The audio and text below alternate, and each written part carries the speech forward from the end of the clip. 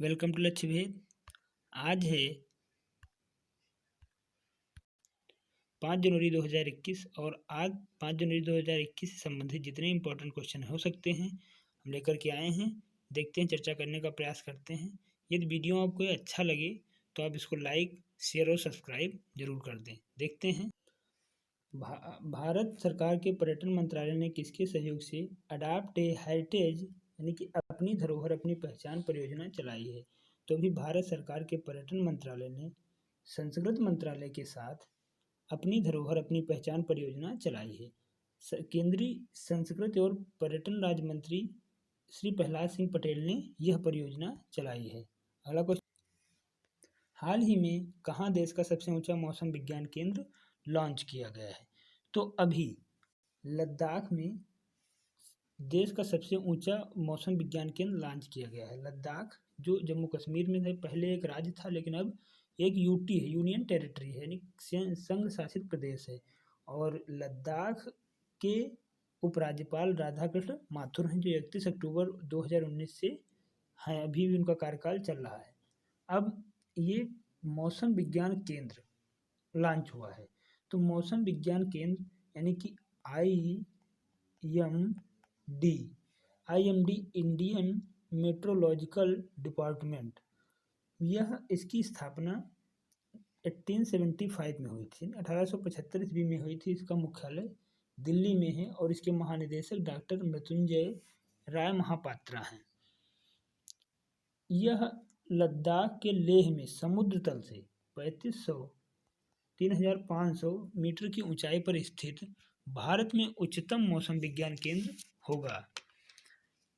यह केंद्र छोटी दूरी के मौसम पूर्वानुमान यानी 3 दिन और मध्यम श्रेणी के मौसम पूर्वानुमान 12 दिन, लंबी दूरी के मौसम पूर्वानुमान 1 माह प्रदान करेगा। अरुणाचल प्रदेश के ईटानगर, इससे पहले लद्दाख से पहले अरुणाचल प्रदेश के ईटानगर के बाद यह केंद्र सरकार द्वारा दूसरा मौसम विभाग केंद्र है। यानी इससे पहले अरुणाचल प्रदेश के राजधानी ईटानगर में मौसम विज्ञान केंद्र लॉन्च किया जा चुका है। यह लद्दाख का दूसरा मौसम विज्ञान केंद्र है। अगला क्वेश्चन देखते हैं, किस संस्था ने स्टैंडर्ड ट्रैवल इंश्योरेंस पॉलिसी प्रस्तावित की है? तो अभी इरडा ने स्टैंडर्ड ट्रैवल इंश्योरेंस पॉलिसी प्रस्तावित की है। अब यह पॉलिसी इरडा ने प्रस्तावित की है।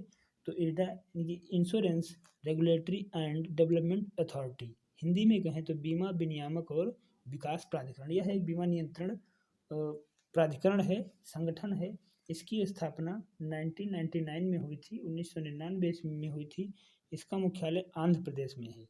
अब आंध्र प्रदेश तेलंगाना में हो गया है, लेकिन इससे पहले आंध्र प्रदेश हैदराबाद में था, अब तेलंगाना में है। यहाँ वहीं पर इसका मुख्यालय है और इसके अध्यक्ष TS विजयन है।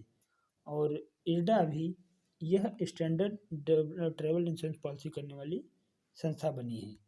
अगला क्वेश्चन देखते हैं, हाल ही में गौबी द्वारा भारत में किसे बोर्ड सदस्य के रूप में नामित किया गया है? तो अभी गौबी के द्वारा, गौबी की बात है यानी कि global alliance for vaccine and immunisation, ये गौबी का फुल फॉर्म है और इसकी स्थापना 2000 में हुई थी और इसका मुख्यालय जिनेवा स्विट्जरलैंड में है।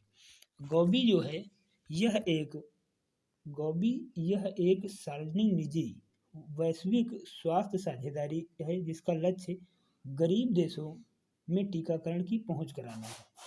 अब गौबी के द्वारा डॉक्टर हर्षवर्धन सिंह को बोर्ड सदस्य के रूप में नामित किया गया है। तो डॉक्टर हर्षवर्धन सिंह हमारे स्वास्थ्य मंत्री हैं और इनको 1 जनवरी 2021 से 31 दिसंबर 2023 तक के लिए भारत का प्रतिनिधित्व करने के लिए इस सदस्य के रूप में इनको नामित किया गया है।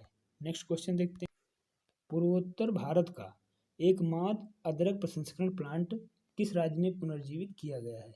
तो अभी पूर्वोत्तर राज्य का मेघालय का अदरक प्रसंस्करण प्लांट अभी पुनर्जीवित किया गया। इससे पहले यह प्लांट चल रहा था लेकिन बीच में बंद हो गया था, अब इसको पुनर्जीवित किया गया है।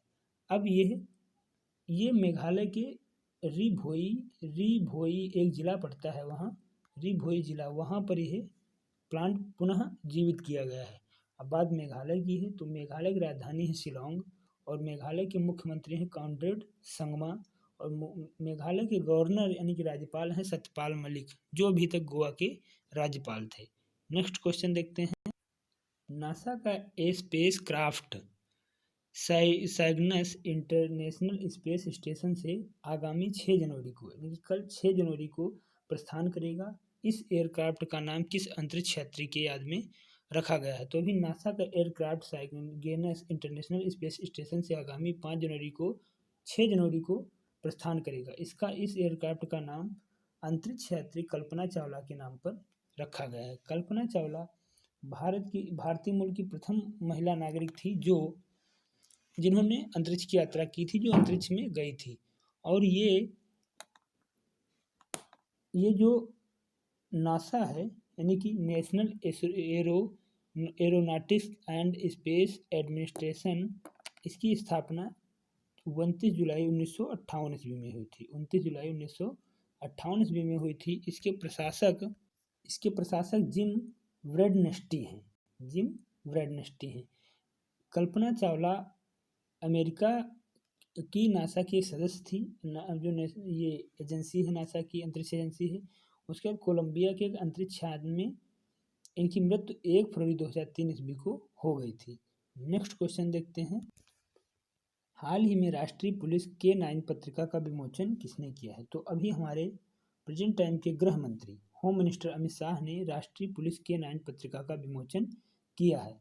और अभी अमित शाह जी 2022 में नेताजी सुभाष चंद्र बोस की 125वीं जयंती मनाई जाएगी।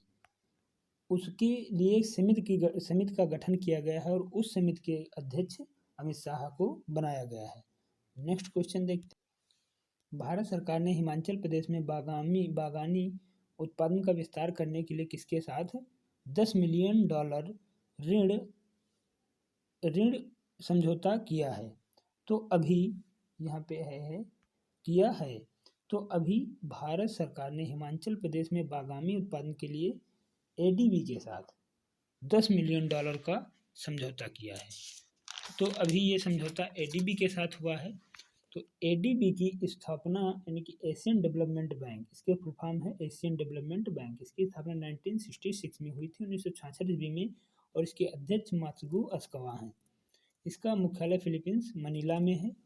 अब हिमाचल प्रदेश के लिए यह ऋण लिया जा रहा है। तो हिमाचल प्रदेश की राजधानी शिमला है और हिमाचल प्रदेश के मुख्यमंत्री जयराम ठाकुर हैं और हिमाचल प्रदेश के गवर्नर बंडारू दत्तात्रेय हैं। हिमाचल प्रदेश के रिच ग्राउंड में अटल बिहारी वाजपेयी जी की 18 फीट प्रतिमा का अनावरण किया जाएगा। और हिमाचल प्रदेश अपने भारत का एक ऐसा मात्र राज्य है जहाँ पर हींग की खेती शुरू हुई है। अभी तक अपने यहाँ हींग की खेती नहीं होती थी, लेकिन अब हिमाचल प्रदेश राज्य में ये प्रथम राज्य है जहाँ पर हींग की खेती हो रही है, खेती स्टार्ट हुई है। नेक्स्ट क्वेश्चन देखते हैं। हाल ही में सावित्री बाई फुले की जयंती कब मनाई गई है? तो अभी 3 जनवरी को सावित्री बाई फुले की जयंती मनाई गई है। सावित्री बाई फुले, इनका जन्म 3 जनवरी